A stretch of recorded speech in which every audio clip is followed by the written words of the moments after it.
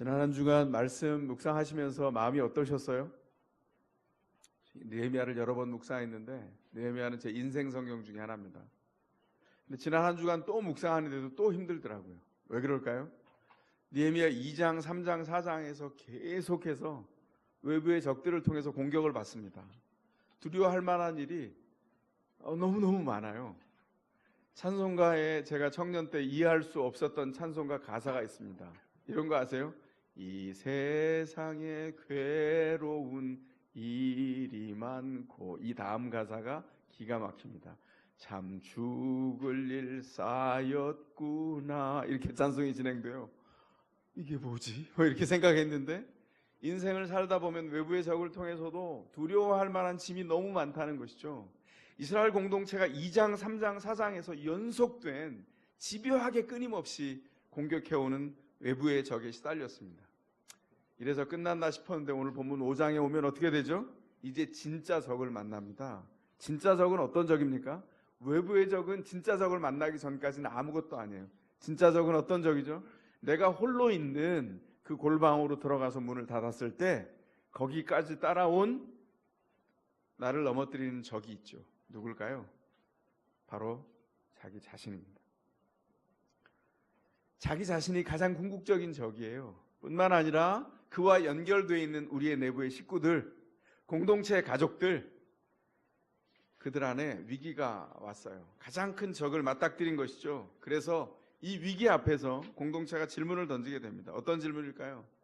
우린 왜 이렇게 어려운 일을 하고 있을까? 왜 우리는 어렵게 예루살렘까지 모여와서 성벽을 재건하는 것일까? 왜 믿는 자는 다른 믿는 자를 이렇게 이해하고 배려해야 되는 것일까? 질문을 던지게 됩니다. 이유가 뭘까요? 성벽을 재건하는 목적이 단지 벽돌을 쌓아서 벽을 하나 만드는 것이 아니라 공동체를 재건해가는 과정이기 때문에 그렇습니다. 그래서 질문을 던지게 되는 거예요. 하나님을 믿는다는 건 도대체 무슨 의미일까? 그 질문에 대해서 오늘 성경은 우리에게 답을 하고 있습니다. 먼저 하나님을 믿는다는 것은 굉장히 유치하고 아주 기초적인 것으로 보이는 것에서부터 실천하라고 말씀합니다. 하나님을 믿는다는 것은 이웃을 괴롭히지 않는 일입니다. 성벽을 재건하는 유대인 공동체에 문제가 생겼어요. 문제가 뭡니까? 느헤미야를 통해서 모든 사람에게 권면했습니다. 모든 사람이 순종의 마음을 얻어서 저 지방에서 정착하여 살던 농사를 지었던 유대인들까지 다 모두 예루살렘으로 모여와서 성벽을 재건하는 일에 일제히 다 투입이 됐어요. 이건 느헤미야가 권고한 것에 대한 순종의 결과였는데 문제가 생겼습니다. 뭘까요? 농사를 짓는 사람들이 그 생업을 놓고 예루살렘에 달려와서 성벽을 짓는 동안에 생업을 손을 놓은 겁니다. 농사는 어떻죠? 전 시골에서 자라보니까 알겠더라고요. 이게 농사가 때가 있어서 그 때를 놓치면 농사는 1년 농사를 망치는 겁니다. 농사가 원활하게 되지 않습니다. 곡식을 거둘 수가 없고 먹을 양식이 떨어져요. 경제적으로 더 어려운 처지에 머물게 되는 것이죠. 그래서 재건에 힘쓰고 함께 성벽을 짓고 있는데 경제적으로는 활동을 할 수 없기 때문에 가난한 사람들은 최빈곤 상태로 떨어지고 더 어려움에 처하게 됐다는 겁니다. 가정경제가 심한 압박을 받았어요. 이전에 경제적으로 굉장히 취약했던 가정들이 이건 위기로 몰리게 되는 상황이 된 것입니다. 정상적인 농사가 불가능하기 때문에 이게 부담이 되었는데 사람들이 불평을 합니다. 근데 불평의 내용을 보면 느헤미야가 명령하고 권고해서 느헤미야에게 불평하는 내용이 있어야 되는데 힘겨운 부담이 되었음에도 불구하고 느헤미야를 향한 불평은 없어요. 왜냐하면 느헤미야의 권고는 합당했다고 믿었습니다. 어려움을 좀 감수하더라도 성벽은 재건해야 된다. 모두가 공감하고 생각했던 것 같아요. 문제는 뭐냐면 함께 일하고 참여했던 또 다른 유대인들에게 불만이 생겼어요. 좀 더 부유했던 유대인들에게 불만이 생겼습니다.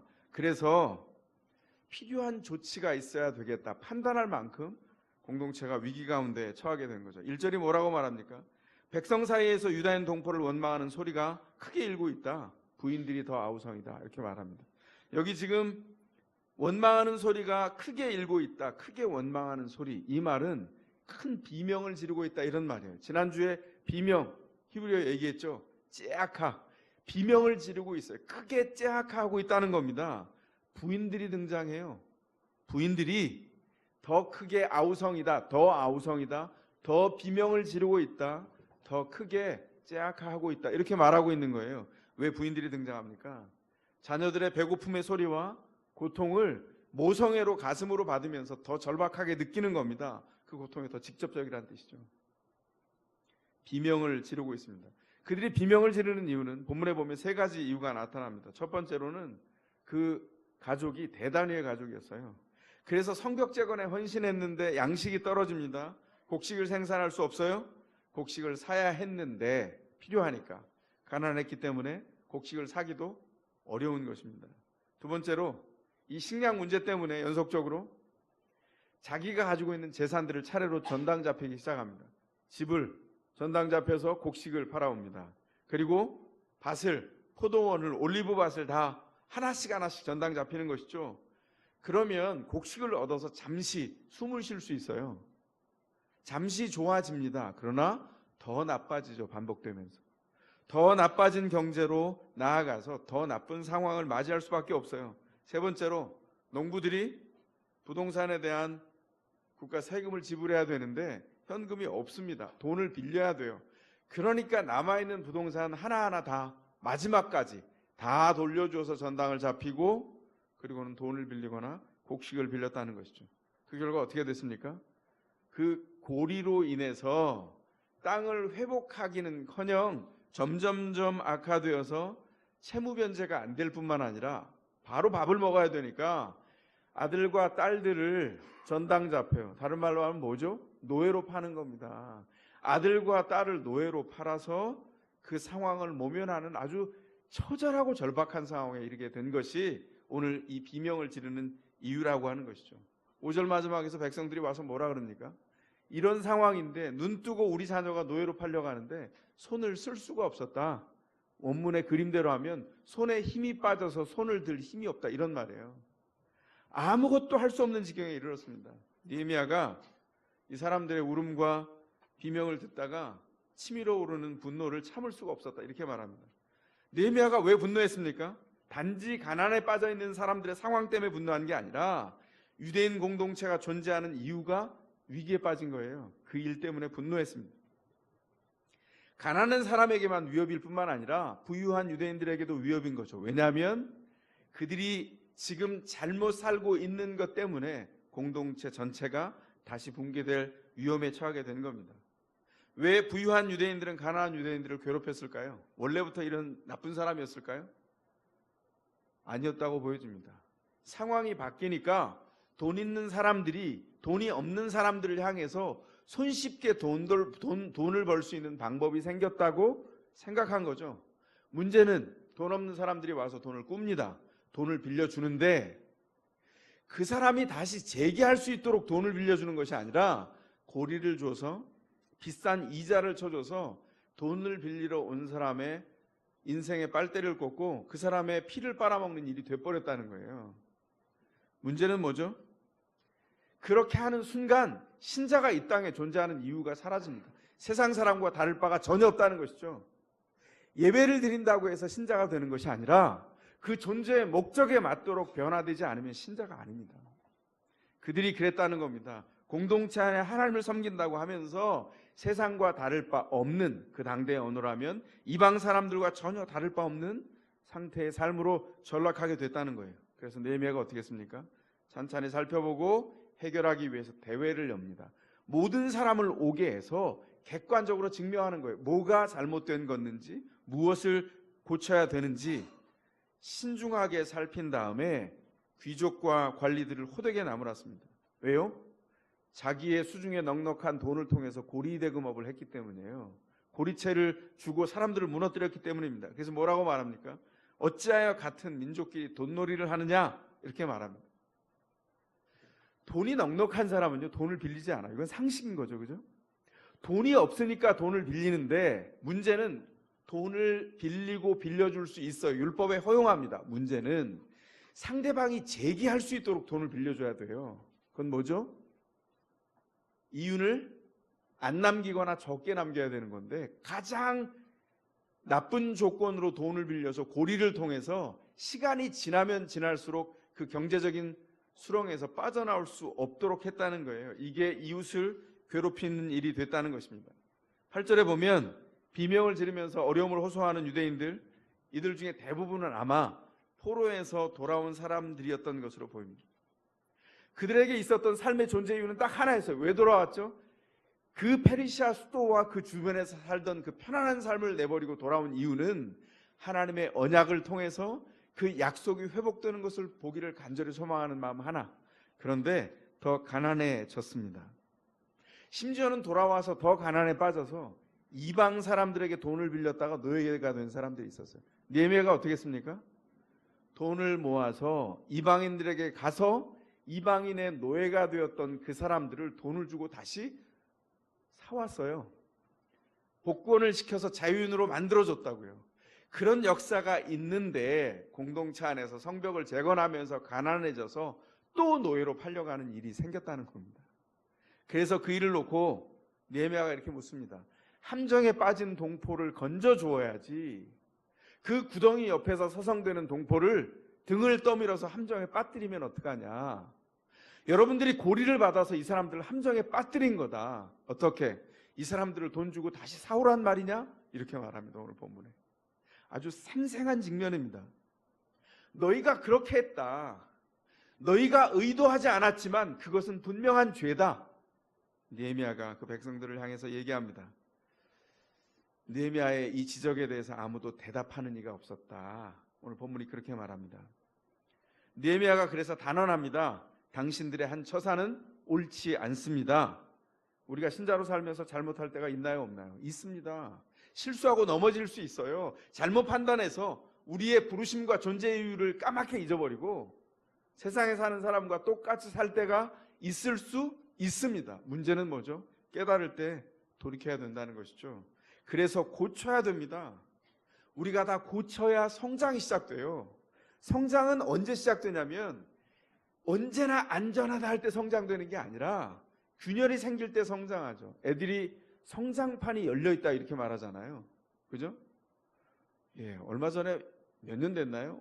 어떤 신자의 자녀가 가수로 나와서 지금은 유명한 가수가 됐는데 다리 꼬지 마. 다리 꼬면 성장판 닫히는 소리가 들린다. 뭐 이런 노래를 불렀던 적이 있어요. 성장판이라고 하는 게 뭐냐면 아이가 지금 현재 머물러 있지 않고 자라기 위해서 틈이 생겼다는 거예요. 그 틈이 뭡니까? 성장할 지점입니다. 잘못된 부분이 있다면 직면해서 고쳐야 돼요. 그걸 뭘로 고칩니까? 하나님의 율법과 약속을 기준으로 해서 고치는 겁니다. 그래서 뭘 해야 되냐면 평범한 일상을 살아갑니다. 우리 대부분이. 살다가 가끔 고개를 들고 우리 스스로에게 질문을 던져야 돼요. 우리는 왜 교회라고 하는 성벽을 재건하려고 하는가? 왜 우리는 이 수많은 교회가 있는 시대에 또 다른 교회를 세우고 이 교회가 하나님의 소망이 있는 목적이 이 시대에 될 거라고 믿으면서 이 어려운 발걸음을 통해서 교회를 세워가는 거예요. 교회는 건물이 아닙니다. 교회는 장식이 아니에요. 교회는 우리의 삶 그 자체입니다. 한 삶이 하나님의 목적 안에서 이어져서 반응하고 또 다른 삶이 반응하는 그 연쇄적인 반응과 연결을 통해서 교회가 되는 것입니다. 왜 이 교회로 부름받았을까요? 우리는 왜 세상 사람들처럼 편하게 살지 않고 부르심의 영광이 있다고 말하면서 조금 더 불편을 감수하면서 누군가 구체적인 사랑의 대상을 놓고 사랑하고 섬기고 그 스스로가 구별되어서 하나님 앞에서 오늘 교회가 세상을 염려하고 전도해야 되는데 세상이 교회 안에 들어와서 세상이 교회를 염려하는 때가 되었다고 말하는 이때 교회가 회복되어야 된다고 하고 성벽을 재건하고 믿는 자가 또 다른 믿는 자와 함께 서로 격려하면서 교회로 세워져 갈까요? 질문을 던져야 한다는 것이죠. 그래서 두 번째로 하나님을 믿는다는 게 뭐냐? 하나님을 믿는다는 것은 하나님을 두려워하면서 사는 일입니다. 느헤미야가 지적한 문제의 핵심은 뭐냐면 빚을 지는 게 문제가 아니에요. 어려우면 빚을 질 수 있고 돈을 구워줄 수 있고 돈을 구워서 어려울 때를 그 난관과 위기를 숨을 쉬며 지나갈 수 있습니다. 문제는 뭐냐면 그 빚으로 인해서 더 어렵게 함정에 빠뜨리게 만들어서 그를 노예로 전락시키는 관행이 만들어졌다는 거예요. 이 하나님의 공동체 안에. 이건 언약의 기준으로 보면 부유한 그리스도인들이, 부유한 유대인들이 하나님을 두려워하지 않고 있다는 것을 증명하는 것입니다. 이 사람들이 부유해진 이유가 원래 예루살렘에 계속 머물러서 불을 축적했는지, 돌아온 다음에 다른 사람보다 수완이 좋아서 불을 축적했는지는 모르겠어요. 그러나 중요한 것은 불을 축적했던 부유한 유대인들과 가난한 유대인들이 존재했다는 것이죠. 문제는 부유하든 그렇지 않았든 상관이 없어요. 중요한 것은 그 부르심 안에 어떤 일을 하지 말아야 되냐면 믿는 사람들이 또 다른 믿는 사람들을 공경에 빠뜨리는 일은 해서는 안 된다. 성경이 그렇게 말하고 있다는 것입니다. 출애굽기 21장, 신명기 15장에 뭐라고 허용하고 있냐면 경제적으로 잠시 가세가 기울 수 있다는 거예요. 돈을 빌리다가 너무 어려워져서 심지어는 동족 중에 노예가 될 수 있어요. 그걸 허용하고 있습니다.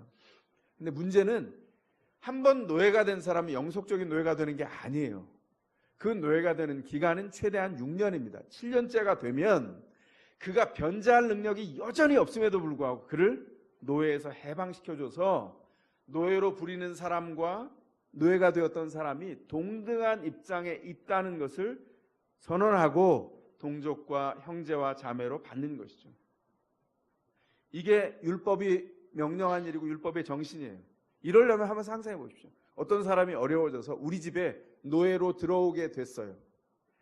최대한 6년이라 그랬죠. 이 사람을 노예로 어떻게 대할 수 있을까요? 7년째는 이 사람을 풀어줘야 되거든요. 그러면 그가 기능상 그 일을 할진 몰라도 존엄함에 있어서는요, 노예가 아닌 거예요. 이거 굉장히 중요한 일입니다. 제가 미국에 살면서 이런 일이 있었어요.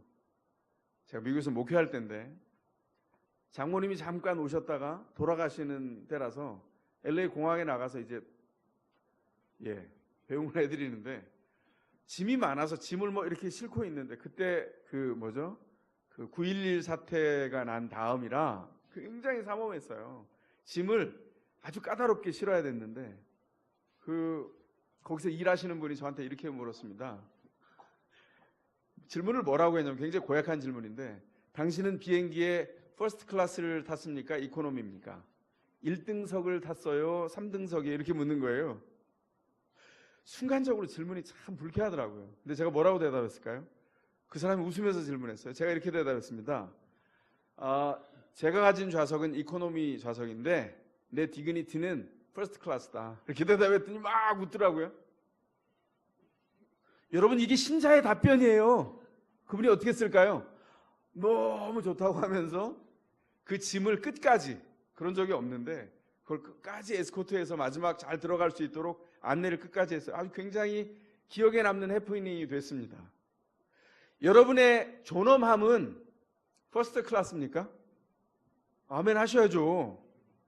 어떤 상황에 있어도 상관이 없어요. 신자의 부르심은 퍼스트 클래스예요. 1등급입니다. 항상. 상황은 달라질 수 있어요. 이게 부르심이라고요. 이게 율법의 정신이라고요.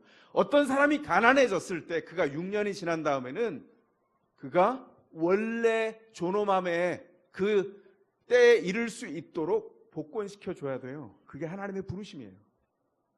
근데 어떻게 했다고요? 그걸 못했다고요. 문제는 하나님의 율법이 이 느헤미야 공동체에서 제대로 지켜지지 않은 것입니다. 이건 규정을 어긴 정도가 아니라 이것 자체가 죄라고 하는 것이죠. 그래서 느헤미야가 9절에서 이렇게 권면합니다. 이방인 원수들에게 웃음거리가 되지 않으려거든 하나님을 두려워하면서 살아야 합니다. 왜 이방인 원수들에게 웃음거리가 될까요? 하나님을 두려워하지 않는 일이 그 부르심을 잊어버리면 세상 사람과 똑같고 세상 사람보다 더 못한 지경에 이르기 때문입니다. 세상에서는 크기를 자랑하죠. 차를 얼마나 큰 것 하나, 얼마나 좋은 것 하나, 좋은 집에 사나, 비행기를 타면 퍼스트 클래스를 타나, 이코노미를 타나, 이런 게 중요하다고요. 신자는 부르심이 거기 있지 않아요. 하나님께서 우리에게 불러주신 원래 부르심, 하나님을 두려워하면서 사는 것이 우리 삶의 기준이라는 거예요. 신자는 그래서 신자의 삶의 기준이 경제적인 부유함이나 가난함에 있지 않고 하나님을 두려워하는 삶에 있다. 이걸 기억하는 일이 중요합니다. 하나님을 두려워하는 것 그 자체가 일찍이 느헤미야 공동체 전체가 하나님 앞에 살아갔던 궁극적인 힘이었다는 것이죠. 2장, 3장, 4장에서 계속 외적의 침입을 받는데 4장에 가면 이제 극단적인 두려움에 시달립니다. 왜냐하면 이들이 연합군을 구성했어요. 그래서 산발랏, 도비야, 아랍 사람, 암몬 사람, 아소 사람, 이 사람들이 연합군을 구성해서 예루살렘을 급습을 하겠다고 계획을 세웠어요. 누군가 느헤미야에게 그 일을 알려주었습니다. 백성들에게 다 공포가 유포됐어요. 두려움은요, 전염력이 굉장히 빠릅니다. 백성들이 다 두려워했다. 그때 느헤미야가 이스라엘 백성을 격려했던 말이 있어요. 어디 있습니까? 느헤미야 4장 14절에 있습니다. 이렇게 말합니다. 그들을 두려워하지 말아라. 위대하고 두려우신 하나님을 기억하고 형제자매, 자식과 아내와 가정을 지켜야 하니 싸워라. 이렇게 말합니다. 자, 보십시오. 어떻게 그들을 두려워하는 것을 이길 수 있느냐? 외부의 적에 대한 두려움은 위대하고 두려우신 하나님을 기억함으로 극복할 수 있다고 말해요. 작은 두려움은 더 큰 두려움으로 이긴다는 겁니다. 하나님을 두려워함으로 그 두려움을 씻어내라. 그리고 너는 지킬 사람이 있다. 아내와 형제들과 자식들과 가족들이 있다. 가정이 있다. 그러니 어떻게 하라고요? 싸워라. 강력하게 말씀합니다. 이스라엘 백성이 무장하고 그 일을 준비했어요. 외부의 적은 하나님을 두려워함으로 극복해내었습니다. 이제 내부의 적, 마음을 파고든 적은 어떻게 극복해낼 수 있을까요? 그 두려움은 내 마음 속에 이미 들어와 있는데 어떻게 극복할 수 있을까요? 하나님을 두려워하는 삶으로 극복해내는 겁니다. 지난 한 주간 여러분의 감정은 어땠습니까? 여러분의 감정을 한마디로 표현하면 낙심, 멜랑콜리, 우울함, 기쁨, 뭐였습니까? 날씨로 표현을 보통 하잖아요. 날씨로 표현해 볼까요? 지난 한 주간의 마음의 날씨는 맑음, 늘 맑음 아니었고 가끔 흐림, 아니면 흐리다가 갰다가 비가 추적추적 옴, 아니면 비가 오다가 천둥 번개가 침, 천둥 번개가 내 머리 위로 쳤음. 뭡니까? 굉장히 다양한 마음의 감정들이 지나갔을 거예요. 근데 물어야 됩니다. 저도 지난 한 주간 동안 힘들었어요. 요즘 들어서 낙심이라는 말은 제가 해본 적이 없는데 마음속에 지난주엔 약간 그런 일이 있었어요. 낙심이 마음을 파고들 때 제가 두렵더라고요. 그때 제 스스로 물었습니다. 내가 하나님을 두려워함으로 낙심하고 있나 지금? 내가 하나님을 두려워함으로 이 마음에 염려나 불만족을 담아내고 있는가? 아니더라고요. 그래서 제가 마음을 다시 털었습니다. 주님, 제가 힘이 없습니다. 하나님을 두려워함으로 주님 앞에 제 마음을, 새로 마음을 무장하고 가질 수 있도록 인도해 주십시오. 여러분이 만약에 기뻐했는데 기뻐하는 상황이 있을 수 있어요. 저는 이런 분들이 너무 좋지만 한편으로 염려됩니다. 뭘까요? 저도 경험했었거든요. 기도 제목이 뭐예요? 그러면 기도 제목이 없어요. 요즘처럼 평안한 때가 없네요. 이렇게 말하면 염려돼요. 좋으면서도. 왜냐하면 하나님이 사랑하시면 정신나게 할 거거든요. 어떻게 해야 돼요? 질문해야 됩니다. 그 평안함이 하나님을 두려워함으로 내게 있는 평안함인가? 기억해야 돼요. 주님을 통과하지 않은 마음은 언젠가 넘어질 수 있습니다. 내가 누군가를 사랑한다고 말합니다. 알고 봤더니 그 사랑이 나는 파산이에요. 제가 여기서 분명하게 선언합니다. 부부가 사랑하는 것, 어떤 사람이 자기 실력을 자랑할지 모르겠어요. 아니에요. 자랑할 수 있는 사람은 아무도 없어요. 그것은 그리스도 안에서 우리가 누군가를 사랑할 수 있는 요만큼의 선한 마음이 있다면 그리스도께 공급받아서 하는 겁니다. 여러분, 우리가 서로 사실은 좋아서 결혼하고 결혼 생활을 시작하지만 그 결혼 생활 감정, 그 살가운 그리고 너무나 좋은 감정 유통기한 짧게는 2달, 길게 1년 넘지 어렵다는 건 잘 알잖아요. 그죠? 어렵습니다. 뭐가 필요하죠? 가만히 보니까 하나님의 은혜가 공급되어서 내가 사는 거예요. 그렇게 느끼려면 뭘 알아야 되냐면 내 삶이, 이 부족함이 하나님을 통해서 채워졌구나, 그것을 알지 않으면 인정하기 어려워요. 인정해야, 나의 부족함을 인정해야 내 부족함에 하나님이 임재하시고, 배우자의 부족함에 하나님의 임재가 있어야 우리는 사랑이라는 것을 열매 맺습니다. 사랑은 낭만 아니에요. 예? 옛날에 그런 거, 요즘도 뭐 노래가 다 그렇죠. 사랑은 낭만이라고 자꾸 노래하잖아요. 자꾸 속습니다. Love is in the air 뭐 이런 노래 있었어요. 예? Love is in the air 뭐 이런 노래 알아요? 죄송합니다. 너무 옛날 팝송을 가져왔네요. 그 뭐죠? 사랑은 모든 곳에 있더라.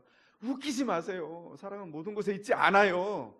하나님께서 우리에게 주셔서 그 구체적인 대상을 향하여서 수고할 수 있도록 힘주고 능력 주지 않으면 절대로 할 수 없어요.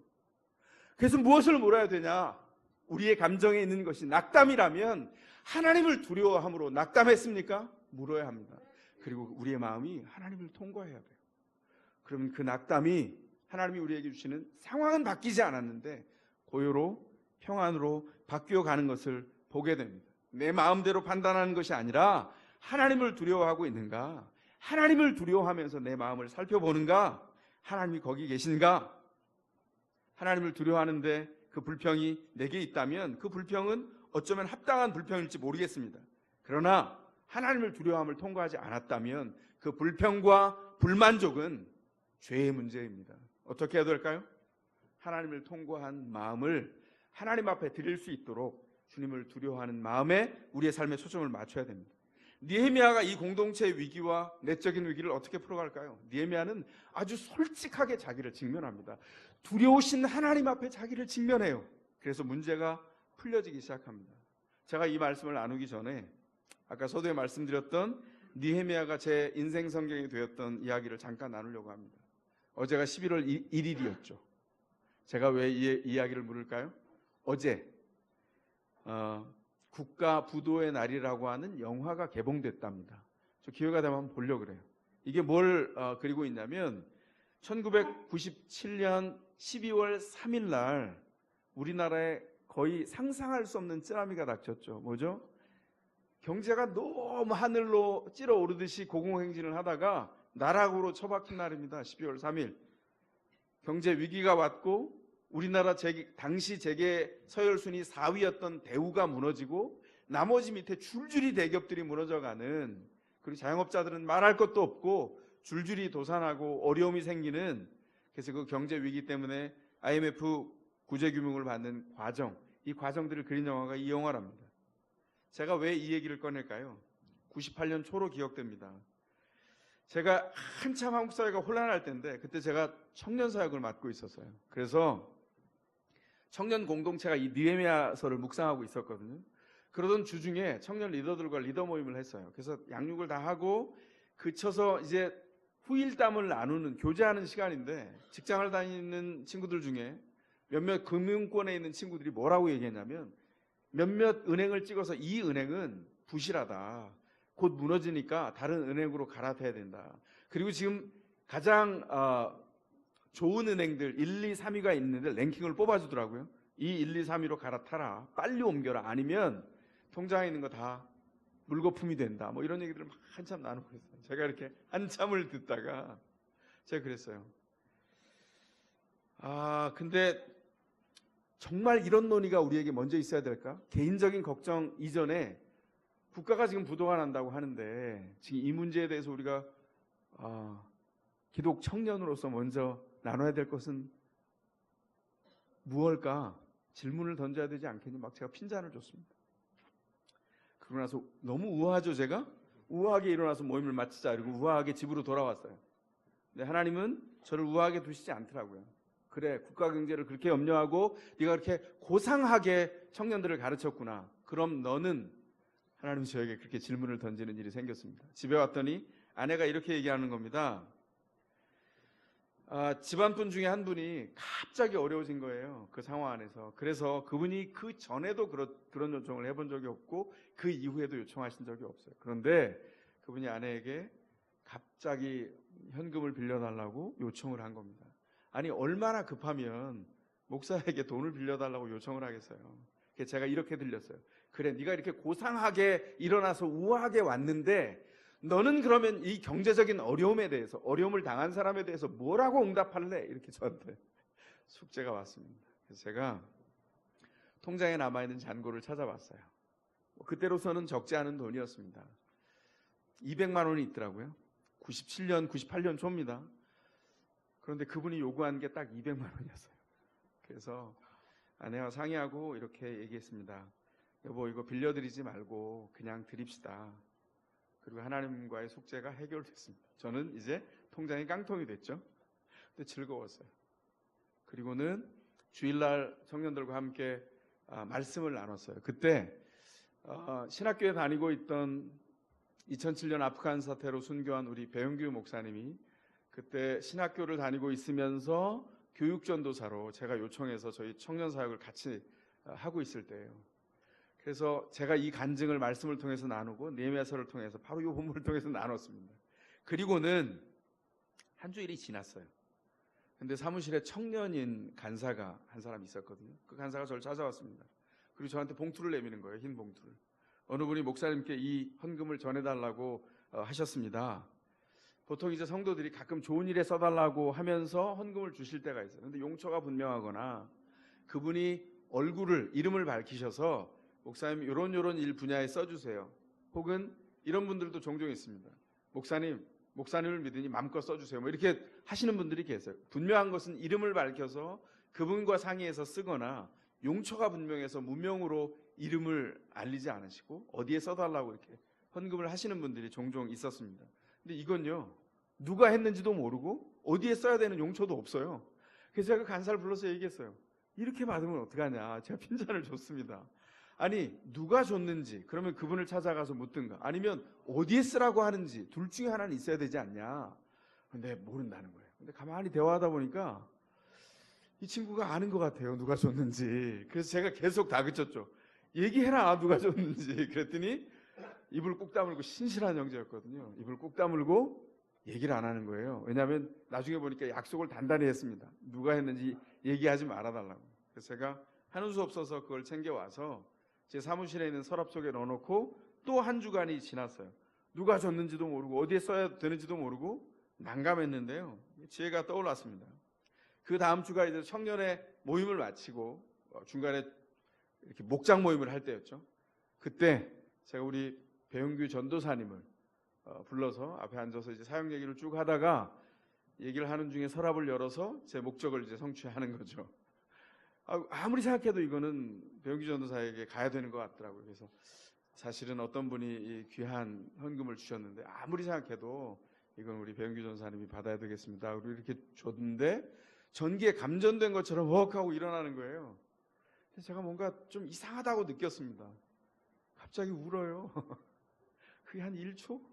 짧은 순간인데 제가 뭐가 이렇게 번개가 하나 쓱 지나가는 것 같았어요. 그래서 제가 일어났습니다. 그랬더니 우리 배용규 목사님이 그때 전도사님일 때 이렇게 얘기하는 겁니다. 목사님, 사실 그 봉투 제가 드린 겁니다.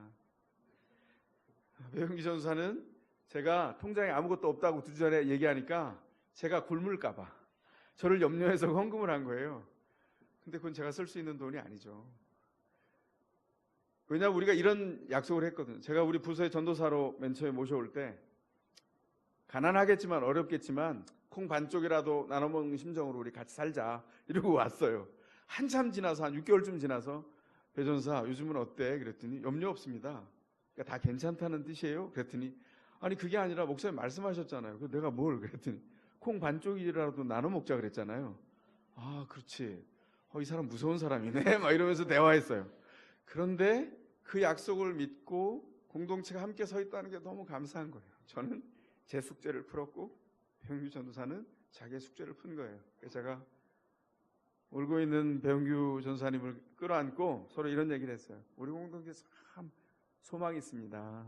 하나님이 우리에게 주신 숙제를 믿음 가운데 이렇게 풀어갈 수 있도록 하셨어요. 다시 느헤미야로 돌아볼까요? 느헤미야가 경제적인 어려움 중에 있는 공동체 위기를 어떻게 극복했는가? 자신을 먼저 돌아봤습니다. 내가 하나님을 두려워하고 있는가? 10절에 보면 뭐라고 얘기하냐면 느헤미야가 고백을 합니다. 자신과 그의 형제들과 친족들, 자신이 부리는 아랫사람들이 돈과 곡식을 백성들에게 빌려줬다는 겁니다. 문제는 돈을 빌려주고 싼 이자도 받기도 했어요. 어떤 사람들이. 어떻게 한다고요? 그래서 바꾸겠다는 거예요. 근데 여기 이거 중요한 한 대목을 보아야 되는 건 뭐냐면, 느헤미야가 고백하는데 빚으로 노예까지 전락되도록 푸시하지 않았어요. 어려우니까 빌려줬는데 관행 중에 작은 이자를 받았어요. 이제 이거 끝내자. 어떻게 얘기합니까? 노예로 삼는 이 관행을 끊어야 된다. 이자 받는 것을 멈추자. 그래서 어떻게 합니까? 제발 이제부터는 백성에게도 이자 받는 것을 그만둡시다. 이렇게 말합니다. 10절에. 근데 원문에 빠진 게 있어요. 주어가 하나 빠졌습니다. 그 주어를 넣어서 하면 이렇게 됩니다. 제발 이제부터는 우리가 백성에게도 이자 받는 것을 그만둡시다. 여기에 느헤미야가 포함되어 있어요. 나를 포함해서 우리가 이제 이자 받는 것을 그만둡시다. 이자 받는 것을 그만두면 어떤 일이 벌어지죠? 괴롭히지 않게 됩니다. 노예로 전락하는 것을 이제 스탑할 수 있어요. 어떻게 합니까? 이 일을 하자는 거예요. 전당 잡은 밭, 포도원, 올리브밭, 집을 다 돌려주고 구워줬던 돈에 비싼 이자도 토해내서 돌려주자. 이렇게 제안을 했는데 백성들이 반응합니다. 이 반응이 놀라워요. 12절에 뭐라고 반응합니까? 말씀대로 다 하겠습니다. 이게 반응이에요. 이게 저는 구약에 있는 삭개오의 반응이라고 생각합니다. 구약 삭개오들이에요. 이들이 이 일을 통해서 회복했어요. 느헤미야 공동체가 내부에 분열될 위기 가운데서 어떻게 극복했는가? 하나님을 두려워함으로 극복했습니다. 끝은 해피엔딩이에요. 이게 왜 가능했다고요? 하나님을 두려워하는 마음이 회복되고 먼저 솔선수범해서 자신을 돌아보는 그 리더의 솔직함과 성장이 있었고, 그 리더를 순종하며 따라왔던 공동체의 순종의 열매가 있었어요. 이것이 교회 재건의 비밀입니다. 무엇을 해야 할까요? 더샘물 교회는 어떤 교회로 세워져 가야 할까요? 교회는 지난주에도 말씀드렸지만 세상의 웃음거리가 아니에요. 교회는 세상의 어두운 세상을 밝히는 세상을 향한 등대입니다. 어떻게 해야 될까요? 그 등대에 불을 붙여야죠. 무엇으로 붙일까요? 위대한 일이 아니라 우리의 일상으로 붙이는 겁니다. 일상의 작은 일, 목적이 있는 것으로 일상을 사는 우리의 삶을 통하여서 그 일을 합니다. 뭐죠? 가정을 회복하고, 가정을 어떻게 회복해요? 어려움이 있을 때 그 어려움을 하나님의 은총에 집중함으로, 두려움을 회복함으로 내 자신에게 있는 이기심과 어려움들을 내려놓고 주님 앞에 집중하면서 회복해 가는 겁니다. 회복이 필요한 가정들을 함께 일으키고 성장해 갑니다. 믿음의 일상을 삽니다. 다음 세대에게 그 믿음을 계승해 주는 겁니다. 그리고 우리가 부름받은 존재 이유인 그 복음을 땅끝까지 전하는 일, 그 일을 통해서 더샘물 교회가 이 땅에 존재할 거예요. 그러므로 우리가 할 일이 무엇입니까? 하나님을 두려워하면서 일상의 순간순간을 채워가는 겁니다. 이 12월 한 달 동안 예수 그리스도를 경배하면서 우리의 일상을 채워갔으면 좋겠어요. 주님 앞에 드릴 선물이 뭘까요? 헌금일까요? 아닙니다. 주님 앞에 드릴 선물은 목적을 향하여 우리를 드리는 우리의 일상입니다. 우리의 삶입니다. 그 목적에 맞게 일상을 누적한 우리의 순간순간, 그 보석 같은 순간순간이 주님과 함께 있음으로 채워져 가야 합니다. 돌이켜 보시길 바랍니다. 우리 일상에 어떤 것이 있는지, 그리고 삶의 목적의 가루들을 순간순간에 다 뿌리세요. 그리고 우리의 삶의 모든 코너에서 하나님의 목적이 살아 숨쉬도록 합시다. 우리의 관계에서, 자녀들과의 관계에서, 배우자의 관계에서, 하나님과의 관계에서, 성도들과의 관계에서 그 현장이 있도록 주님 앞에 기도할 수 있기를 바랍니다. 그래서 직장에서, 가정에서, 배우자에게, 자녀에게, 교회 성도들에게 함께 일상의 목적을 성취해가는 그런 놀라운 은혜와 함께함의 축복이 여러분과 더샘물교회에 있기를 주의 이름으로 축원합니다. 이 시간 말씀을 붙들고 가능하신 분들은 그 자리에서 조용히 일어나겠습니다. 그리고 주님 앞에 찬미하며 우리에게 주신 약속들을 다시 한번 헤아리며 우리의 결단을 주님 앞에 드리겠습니다.